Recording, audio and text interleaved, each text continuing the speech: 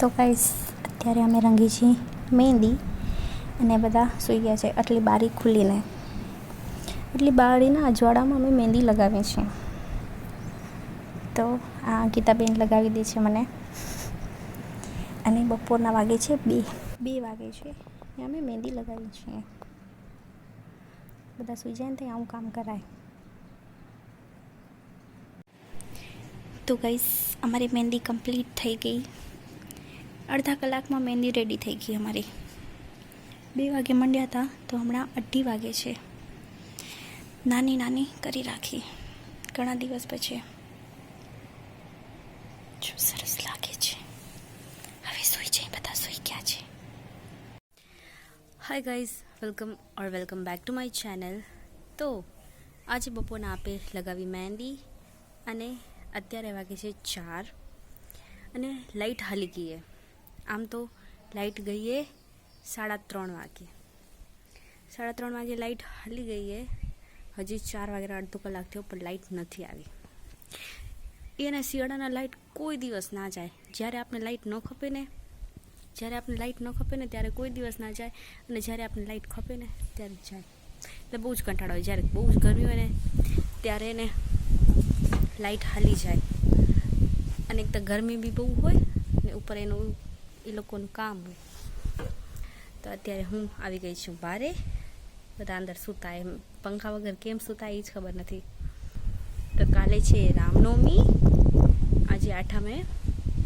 તો આજે આપણે કરી 8મ બી કરી હતી. બપોરે શીરો બન્યો હતો જમવામાં. અને કાલે છે રામનવમી એટલે આપણે અહીંયા કને મસ્ત સેલિબ્રેટ થશે રામનવમી. આપણે અહીંયા રામ મંદિર છે ને ત્યાં, તો આપણે બી જશું તો તમને બતાવીશ. ઓકે. તો બારે કેટલો મસ્ત પવન આવેલો. જો કેવડા બધા ઝાડ વગેરે, આટલો બધો મસ્ત પવન આવેલો બારે. અને અંદર લાઇટ નથી તો અહીંયા જ બેસવું સારું છે આપણા માટે.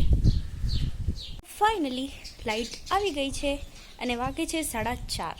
તો 1 કલાક આખી લાઇટ નથી. તો શાયદ હમણાં જ આવી. તો આપણે આવી છે અંદર.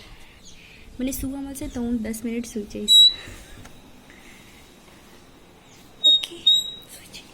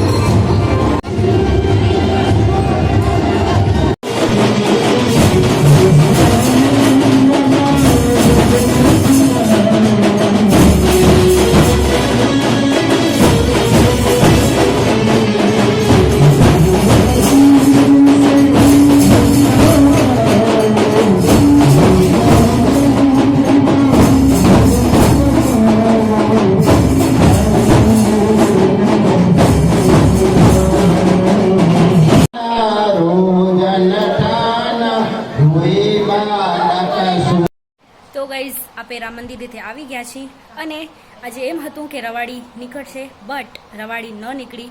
ખબર નહીં શું કામ.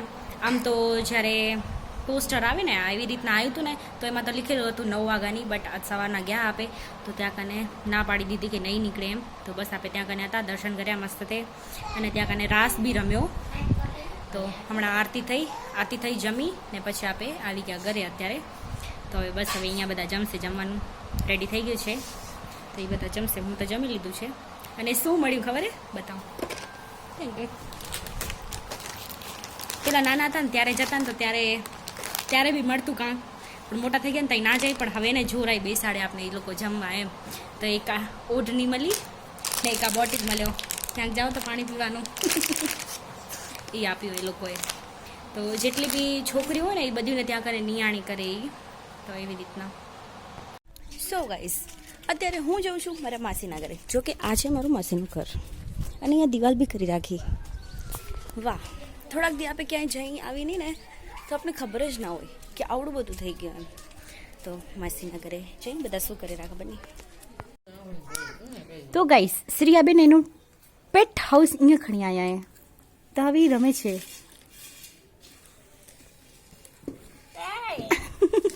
આઈ રો ચલો રમો. તો અત્યારે હું ખાઉં છું ફ્રૂટ એટલે કે કાળીંગું, અને શ્રીયા એનો ટેન્ટ હાઉસ અહીંયા જ રાખી ગઈ. બીજા બધા અંદર છે. જો કે મમ્મી ભગવાનની પૂજા કરેલા અને બા ત્યાં કરીને બેઠા. તો હું નાસ્તો કરી લઉં. તો ગાઈસ ઓર ઘરમાં ચીપકલી ઘૂસે છે. જો કે અહીંયા દરવાજામાં હતી તો એ હવે ત્યાં બેઠી છે. હવે સમસ્યા એ છે કે હવે અંદર કેમ જાઉં ને એને બારે કેમ નીકાળવી. જો આપણે અહીંયાથી આમ અંદર જશું ને તો એ અંદર હાલી જશે. તો હવે મોટી સમસ્યા થઈ ગઈ છે. તેને નીકાળી કેમ થોડીક વાર રાહ જોઈ કે ક્યાં જાય રહી, ઉપા જાય રહી કે આલી સાઈડ આવી રહી.